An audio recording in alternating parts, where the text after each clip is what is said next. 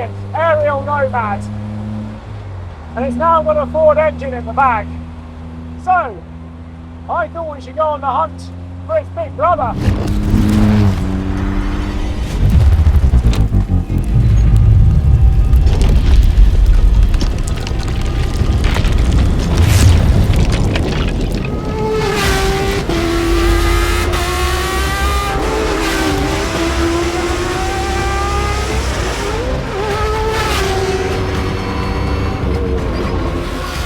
A big brother with a naturally aspirated 5-litre Coyote V8.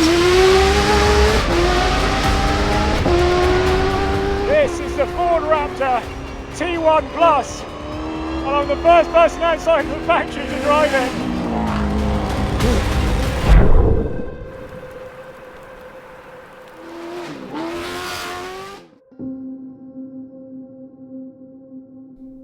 If this film leaves you jumping for joy and makes you think about swapping your Falcon for a Raptor, then why not head over to HagertyMarketplace.com. You can auction for free and keep 100% of the sale price.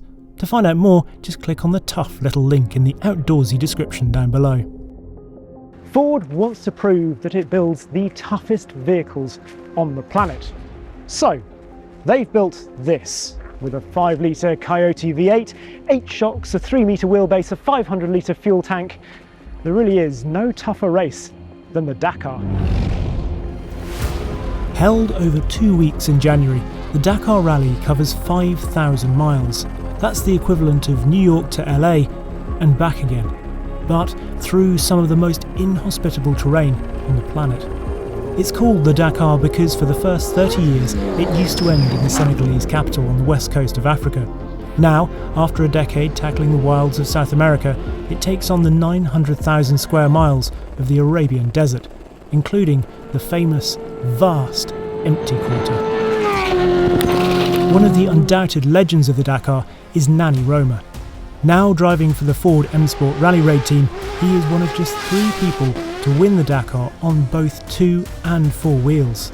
He's competed in every edition since 1996, except for 2023, which he ducked out of because he had cancer.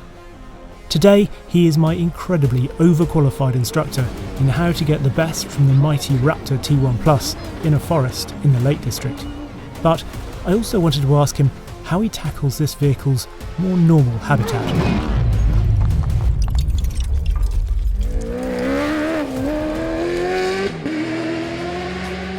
You know, the dunes, it's a specific wall.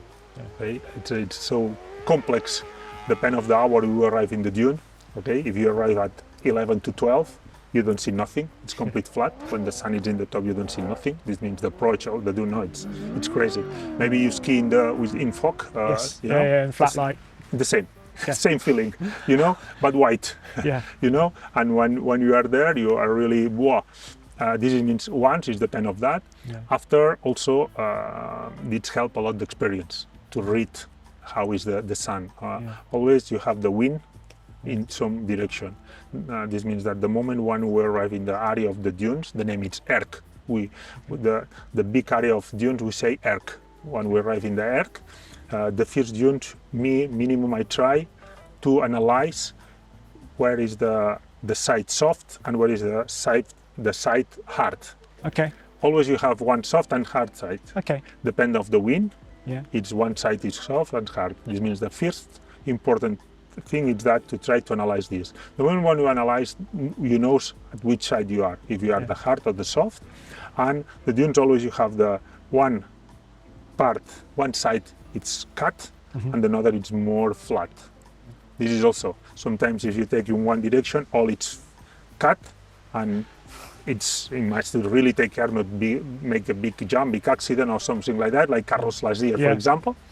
And this means that to answer your question, before when I arrive, I need to analyze that, but so quick. This is the experience helped me, you know. Of course, there's no danger of any dunes today.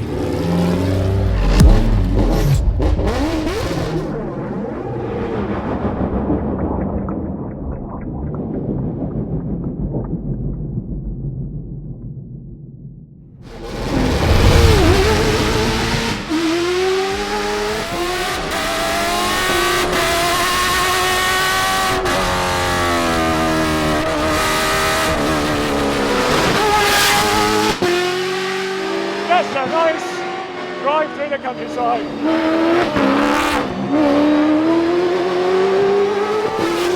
You are looking at the definition of a kid in a very, very vast, expensive sweet shop. Oh, I wanted to drive one of these for so long. It kind of makes no sense when you first get into it, because it's so big, but actually the steering is so light. I love that sensation of floating over gravel. I've been used to it in kind of world rally cars before, but never been this high up. Despite its size and 400mm or 15.5 inches of ground clearance, one of the key aims in the Raptor's development was to keep the centre of gravity as low as possible to help the handling, and it seems to have worked. It's amazingly small movements with the wheel, as hopefully you can see, kind of just guiding into corners. You know, these are not big movements given all the travel that it's using. Sliding through there, upshift and what?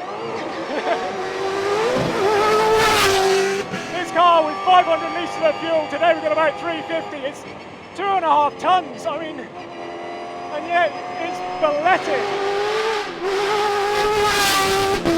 The idea with the design is you sit right at the centre of everything, kind of at the fulcrum, so the suspension all works around you. So actually, you kind of move as little as possible. It's this weird disconnect where you can feel what's going on, and obviously your eyes can see the various bumps. But actually you don't feel it that much. 37-inch tyres, 50 kilos a corner of unsprung rotating mass, 200 kilos of that in this whole car, and yet it somehow shrugs it off.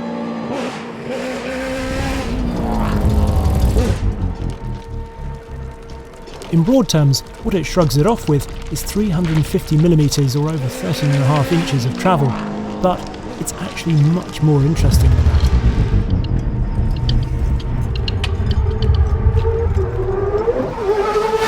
Here's Craig Johnston from M Sport to explain.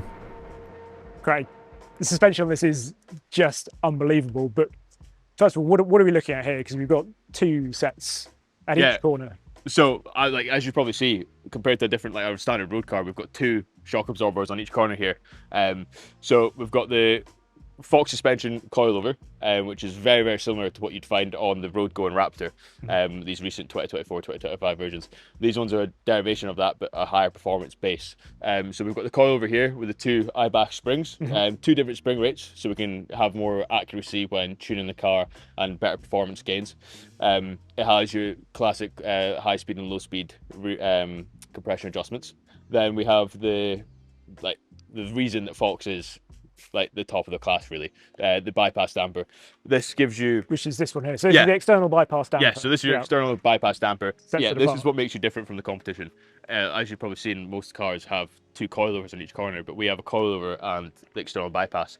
And the good thing with external bypass is you have various levels of damping throughout your whole stroke. So these tubes here control how the oil goes through the damper, and at various stages throughout the damper engages various tubes, and you change them by these knobs on the top. So these are all the ones here, and here. Yeah. So you have the rebound on the top, and then the compression on the bottom.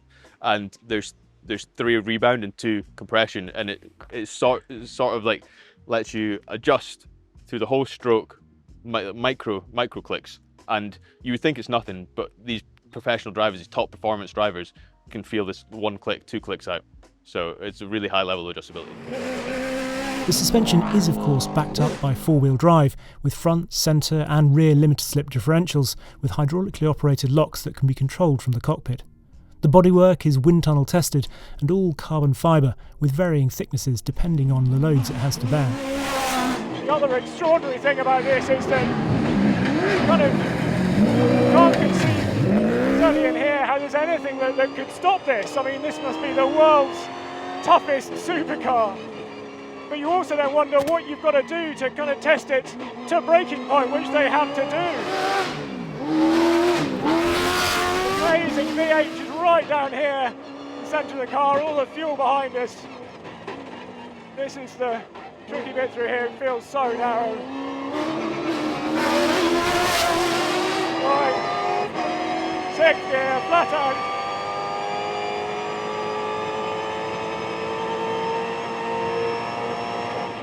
That was top speed down there in the forest. That top speed is limited to 170 kilometers an hour, or about 105 miles an hour, which feels pretty darn quick on a narrow forest track. That incredibly rowdy 5-litre V8 is limited as well, putting out around 360 brake horsepower through the 6-speed SADEV sequential when it could easily make 600.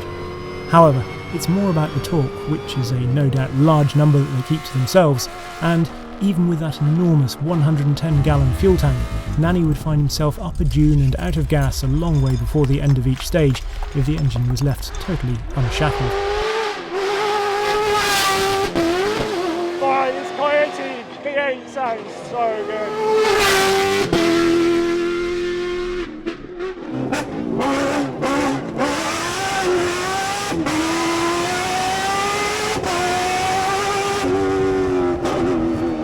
Braking is actually incredibly good, big 6-pot Alcon stoppers. The idea is that it's actually set up for a bit of understeer because you kind of want to keep the tyres as straight as possible to avoid the punctures, because the softest bit of the tyre is that sidewall, so you don't want it sliding sideways. This is just amazing. So much of this is about actually keeping the driver and co-driver comfortable in here, because obviously you want them at the end of a long day still making the right decisions, thinking clearly, because whilst I'm going around here and I kind of now know what's coming up, they're looking at different bit of terrain all the time, trying to spot the dangers. It's amazing, you feel the power right up at the top end of this engine as well. It sounds good, but you know it's naturally aspirated. What a glorious, glorious feeling. I'd do this for 2 weeks, happily. With that soundtrack, that suspension, the size, the speed, did I mention the sound? I think the Raptor T1 Plus might just be the most exciting competition car in the world right now. So, from a small factory in Somerset, with half the cylinders, half the driven wheels, and half the bodywork, how does the Ariel Nomad 2 follow that?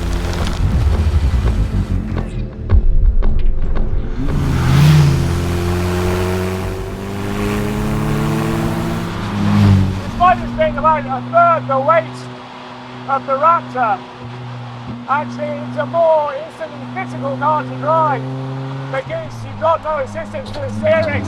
Having said that, there are similarities. I mean, they start just with these blink marine buttons, which are exactly the same as the ones you'll find in the Raptor. And then there's the fact that, particularly in this Nomad 2, the suspension now, it gives you a really stable platform. They've got anti-dive, anti-sport geometry on this, as they have on the Atom 4. And it makes a real difference. You can see the wheels moving up and down. And yet, actually, it seems remarkably composed and flat through corners. It does feel wider than the old Nomad. These tyres, probably not my favourite, the Yokohama Geolander. This is a much more road-biased one. You can get a smaller 16-inch wheel that I'd probably rather have, keep it all kind of with that off-road vibe more. But this is a car that you can have so many different options. You can set it up how you want to be more road. People take them on track days. I definitely have mine, so it was more suited to a bit of gravel fun. I did drive this in Greystone very briefly as well, and it coped so well with the big ruts. I didn't think it would, but it was so capable. And what are some of the other changes to this, the second iteration of the £68,000 Nomad? At the front, we've got a radiator that's 2.5 times bigger than on the Nomad 1. Tracks 50mm wider, wheelbase 48mm longer. Then there are other things that might not seem big at first, but perhaps speak to something like the Dakar Rally. So the air filter now takes 2 minutes to change rather than half an hour, thanks to some clips in the cover just between the seats in there. And then the fuel tank. now 40% bigger, so it's a 70-litre fuel tank in this, meaning it has a range, if you drive it relatively carefully, 550 miles. The chassis tubes have also been arranged in such a way as to make it slightly easier to get in and out of, yet they are bigger than before, leading to a 60% increase in stiffness, which is good news for the suspension, which has 50% more travel than before, and some clever damping of its own. These rather gorgeous Bilstein suspension parts are the latest thing on the Nomad 2, and they've in fact come across from America. They've taken Bilstein's learnings from sort of trophy trucks, Baja trucks I suppose, and they've got a triple piston design apparently, which effectively eliminates the need for external hydraulic bump stops. At the bottom you've got an RCO, which is rebound cutoff. At the top, however, on this one up here, JCO. And I've learned a new word, and I love learning a new word as a writer. Jounce cutoff. Jounce, it's sort of a combination of jolt and bounce. Fabulous, I can use it all the time now. And of course you don't have to be on gravel to appreciate the suspension. This wild piece of tarmac with its crests and compressions would be kryptonite for supercar splitters. But at this, takes it all in its ample Bilstein stride. And just because it's got lengthy suspension, don't think this isn't quick, because it really is. 0 to 60, 3.4 seconds. The 2.3 litre 4-cylinder engine is straight out of the Focus ST really. But you've got 3 different maps for it here. Starts off at about 260 brake horsepower, 282 pounds-feet of torque. Stage 2, that takes it up pretty much to its full horsepower at just over 300 brake horsepower. Torque is still slightly down, 333 thereabouts pounds-feet, and then stage 3, that gives you a full whack. 305 brake horsepower, 382 pounds-feet of torque. Obviously the engine doesn't quite match the Raptor for oral entertainment, but you do still get lots of turbocharger chuffs and whistles and some small explosions on the overrun when you work it hard. Ariel's have always been a car that just likes a little bit of left-hand braking in fact as well, just to help keep that nose planted on the way into corners. We've got an 8-pattern gearbox in here. It's not as nice as the old Honda one. That's probably the one thing I really do miss. But it's still a pretty positive shift. You can get it quite sequential with paddles as well. Cattle grips, not a problem. And neither is a bit of airtime. And of course, if you find yourself in a gravel car park, well, what's the quickest way to turn around? To be honest, whether you make full use of this new generation's upgrades or simply seek out a second-hand original, which remains brilliant, the Nomad is just fun and opens up a world of driving possibilities.